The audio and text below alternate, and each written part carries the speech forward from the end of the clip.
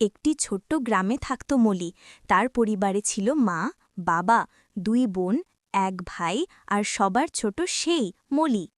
মলি ছিল সবার চোখের মণি। গ্রামবাসীও তাকে ভীষণ ভালোবাসত, কারণ ছোট্ট বয়সেই তার স্বপ্ন ছিল বড় হয়ে সবাইকে সাহায্য করা।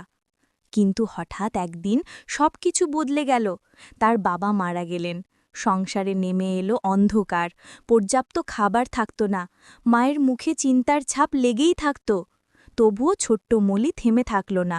সে পড়াশুনো চালিয়ে গেল, গ্রামের মানুষের পাশে দাঁড়ালো, নিজের কষ্টকে শক্তিতে রূপ দিল। দিন, মাস, বছর কেটে গেল। ছোট্ট মলি বড় হল।